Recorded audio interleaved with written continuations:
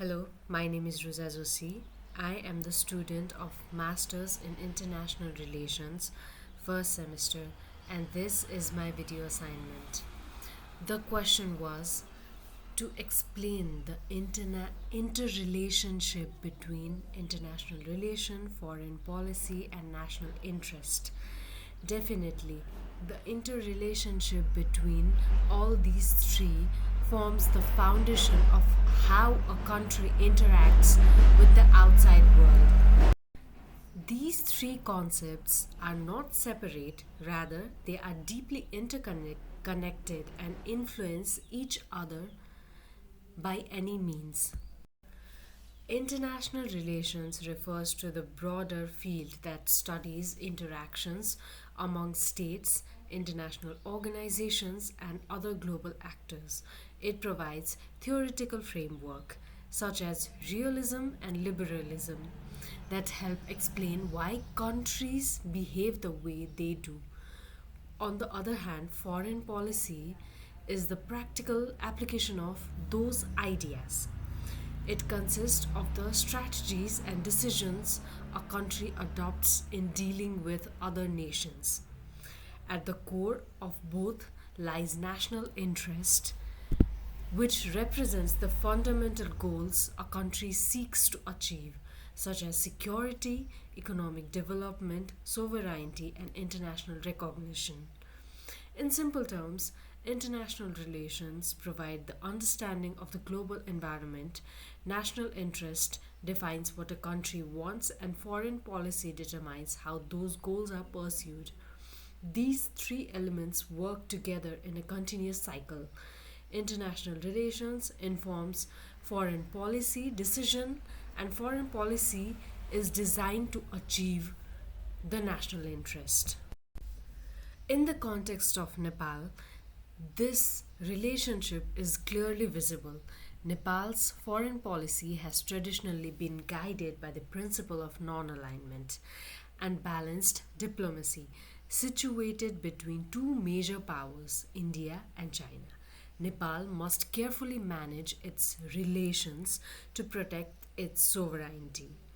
From an international relation perspective, this reflects an understanding of power dynamics in a region dominated by larger neighbors.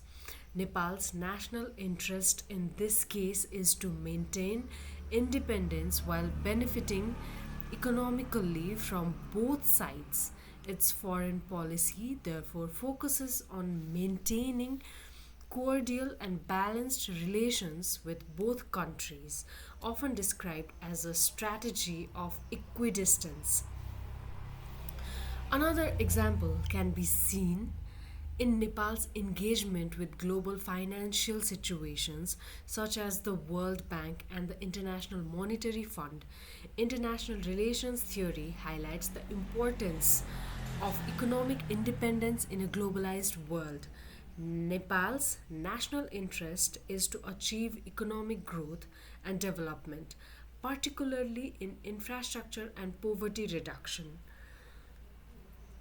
To fulfill this, its foreign policy encourages cooperation with these institutions through loans, grants, and development programs. This demonstrates how the three concepts complement each other to promote national development.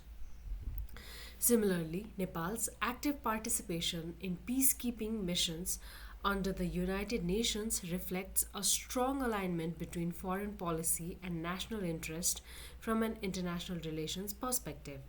Contributing to global peace enhances a country's reputation and soft power. Nepal's national interest includes gaining international recognition, strengthening its military professionalism, and generating income. Its foreign policy supports this by consistently contributing troops to the UN missions around the world. However, the relationship between these three elements is not always harmonious. There are instances where they contradict each other, particularly in Nepal's geopolitical context. One major challenge is the tension between ideal principles and practical realities.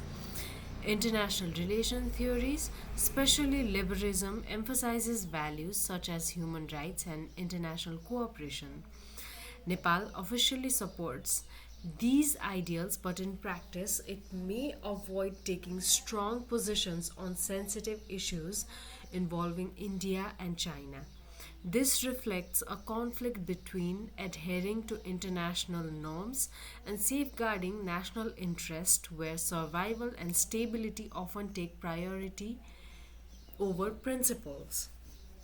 Another area of contradiction from geopolitical pressure, while international relations assumes that all states are sovereign and equal, in reality, smaller countries like Nepal often face influence from more powerful neighbors.